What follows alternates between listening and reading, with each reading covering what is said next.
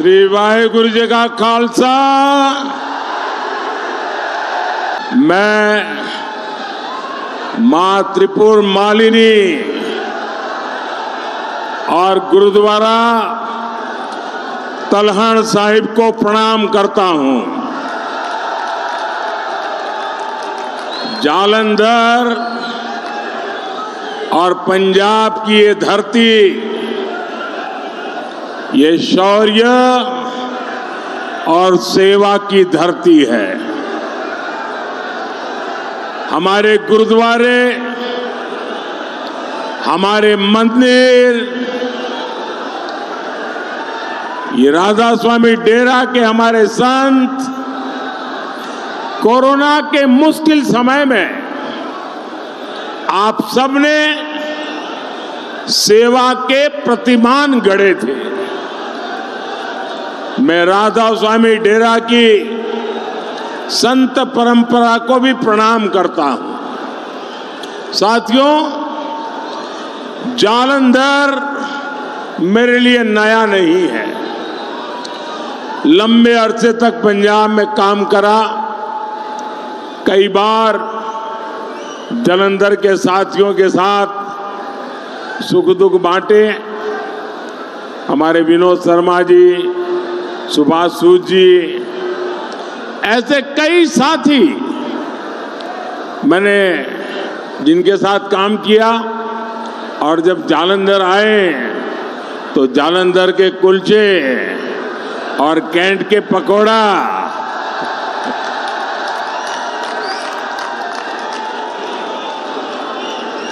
जालंधर के उस प्यार का कर्ज आज भी मेरे ऊपर है। भाइयों और बहनों, हमारे जालंधर के लोग बड़ी संख्या में मेरे बनारस भी आते रहते हैं। इस बार भी संत रविदास जी के स्थान सीर गोवर्धनपुर में कई विकास कार्यों का लोकार्पण और शिलान्यास करने का मुझे अवसर मिला था। वहां मुझे जालंधर और पंजाब के श्रद्धालुओं को नमन करने का सौभाग्य मिला था। साथियों, देश में 5 चरणों का चुनाव हो चुका है। छठे चरण का चुनाव भी कल होने जा रहा है। उसका भी प्रचार थम चुका है। जो लोग कल तक बीजेपी के खिलाफ गुब्बारा फुला रहे थे, उनका गुब्बारा भी फूट चुका है। अब कांग्रेस और इंडी गठबंधन वालों को कोई वोट देना नहीं चाहता। आप अगर जालंधर में चौक में खड़े रहिए, 100 लोगों को पूछिए किसकी सरकार बनेगी, किसकी सरकार बनेगी। आप जालंधर के चौक में जाकर के पूछिए, 100 में से 90 लोग कहेंगे कि मोदी की सरकार फिर से बनेगी। जब ये पक्का है, ईश्वर रूपी जनता जनार्दन ने फिर एक बार मोदी सरकार बनाना तय कर लिया है, तो कौन ऐसी गलती करेगा कि जो किसी और को वोट दे। क्या कोई अपना वोट बर्बाद करना चाहेगा? क्या कोई चाहेगा कि उसका वोट खराब हो? हर कोई चाहेगा ना कि मैं वोट सरकार बनाने के लिए देता हूं। और इसलिए इस बार जब चारों तरफ ये पक्का हो चुका है, कश्मीर से कन्याकुमारी, गुजरात से लेकर के कोहिमा तक जब ये पक्का हो चुका है कि फिर एक बार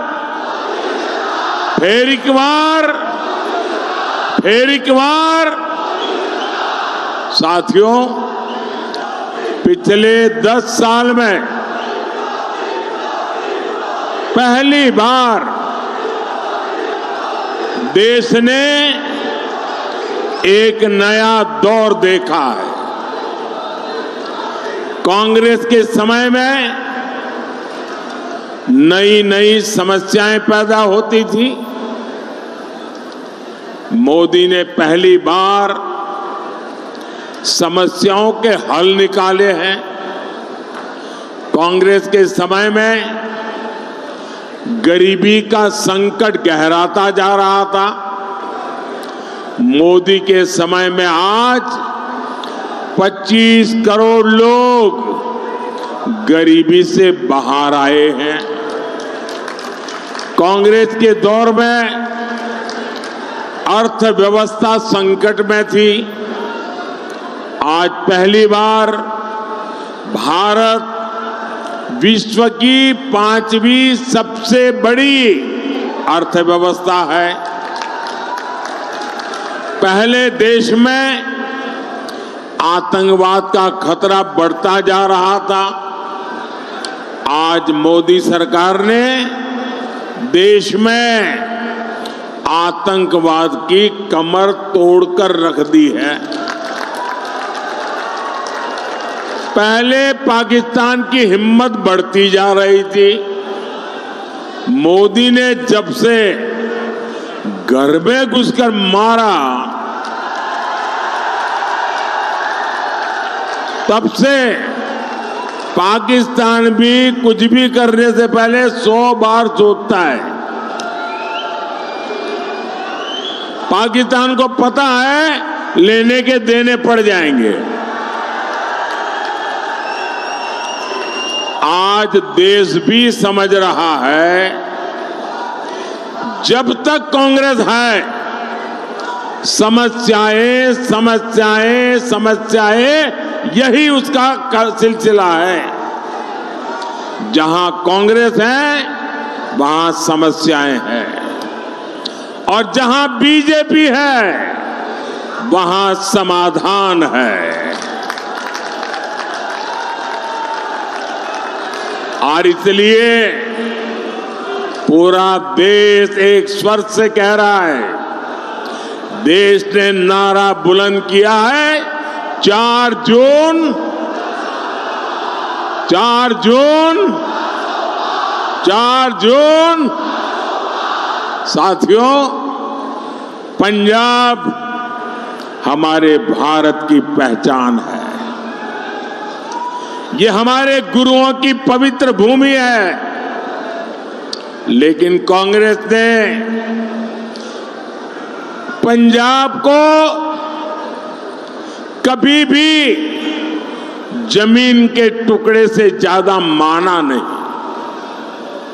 कांग्रेस ने सन 47 में अपने परिवार को सत्ता दिलाने के लिए पंजाब को बांट दिया। हमारा करतारपुर साहिब देश की सीमा के ठीक बगल में, लेकिन कांग्रेस ने उसे पाकिस्तान को सौंप दिया था। जिसे गुरु नानक देव में आस्था होगी, क्या वो कभी भी ऐसा कर सकता है क्या? 71 की जंग में भारत ने पाकिस्तान के 90,000 से ज्यादा जवान बंधक बनाए थे। अरे उन बंधकों को रिहा करने के बदले ही करतारपुर साहब मांग लेते। लेकिन एक परिवार की वाहवाही और एक वोट बैंक को खुश करने के लिए कांग्रेस ने वो भी नहीं किया। साथियों, ये भाजपा सरकार है जिसने आपकी भावनाओं की परवाह की। हमारी सरकार ने करतारपुर कॉरिडोर बनवाया, हमने दर्शन करने, शीश नवाने के लिए रास्ता खोला।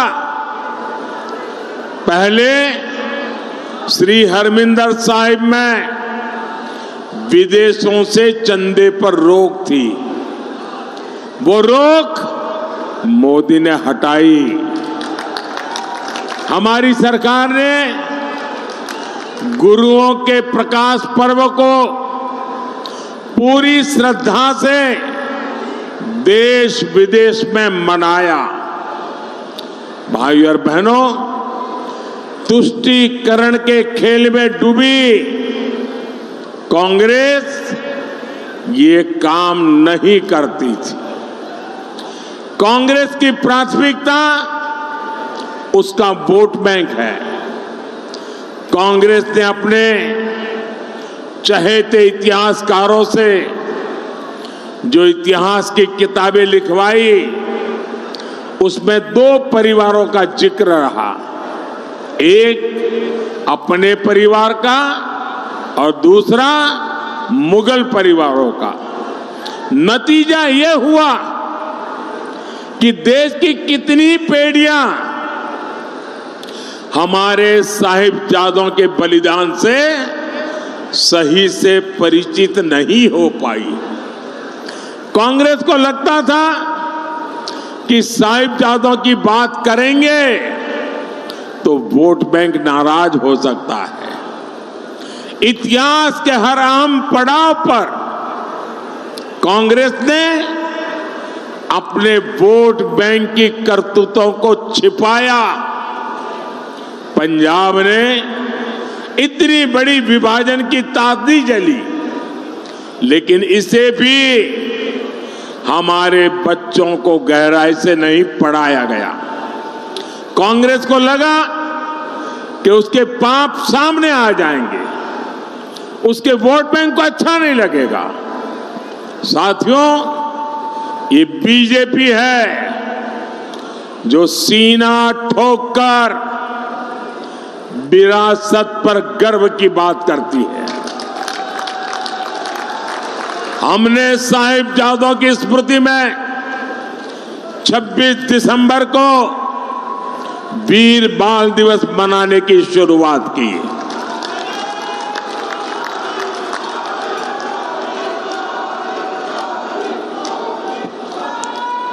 हमने 14 अगस्त को विभाजन विभीषिका दिवस मनाने की शुरुआत की।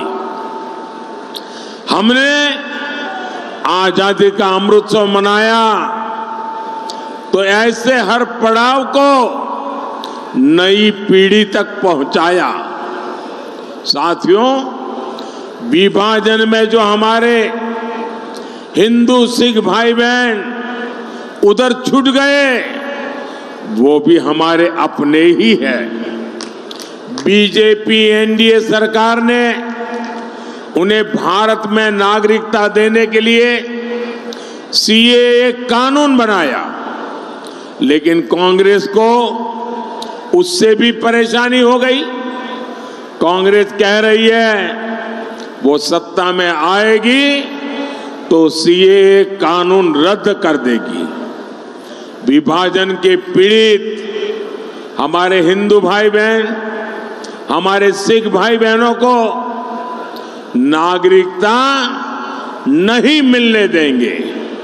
साथियों, हमारा पंजाब देश का सीमावर्ती राज्य है।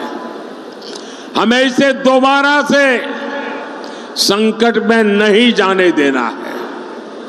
कांग्रेस ने दशकों तक जो पाप यहां किए थे, अब झाड़ू पार्टी कांग्रेस की उसी विष बेल को खाद पानी दे रही है।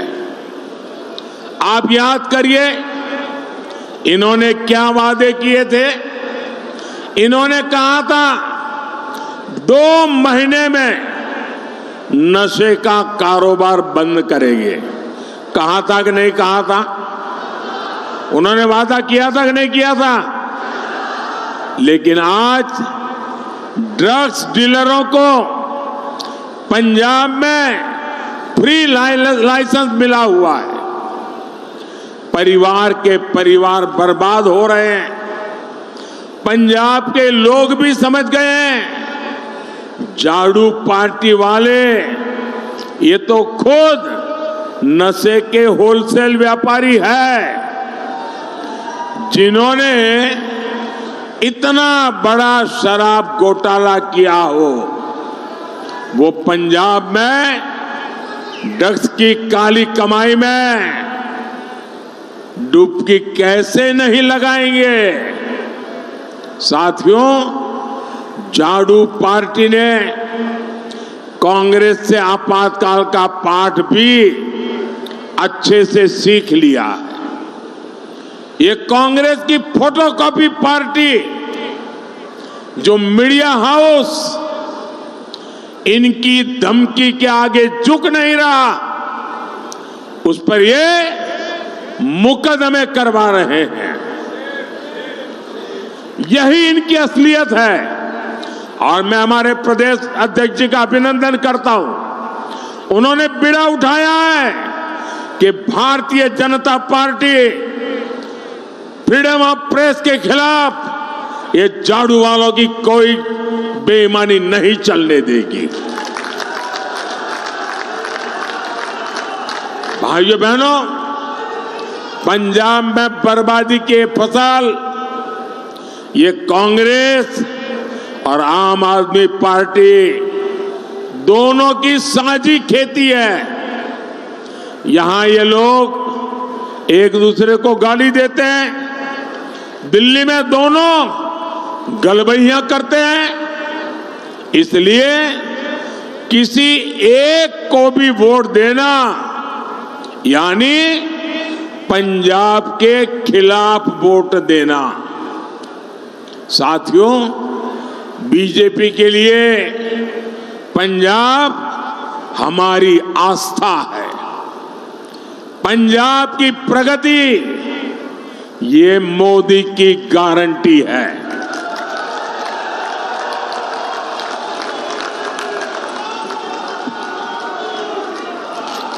हमारा जालंधर स्पोर्ट्स इंडस्ट्री का इतना बड़ा सेंटर रहा है, पाइप फिटिंग और हैंड टूल इंडस्ट्री का इतना बड़ा आधार रहा है। लेकिन इंडी गठबंधन वालों के कारण यहां उद्योग भी परेशानी में है। हमारा संकल्प है पंजाब में इंडस्ट्री को बढ़ावा मिले, हमारे पंजाब के युवाओं को पिंड में ही काम मिले। इसके लिए हम विकास के अनेकों काम कर रहे हैं। हमारी सरकार में आदमपुर में एयरपोर्ट बना है, यहां फ्लाइट की संख्या बढ़े, हम इसके लिए काम करेंगे। आज जालंधर को वंदे भारत ट्रेन भी मिली है। जालंधर और फिल्लौर रेलवे स्टेशनों का विकास हो रहा है। कटरा, अमृतसर, नई दिल्ली नेशनल हाईवे से पूरे क्षेत्र में कनेक्टिविटी बेहतर हो रही है। अगले 5 साल में ये विकास और गति पकड़ेगा, ये मोदी की गारंटी है।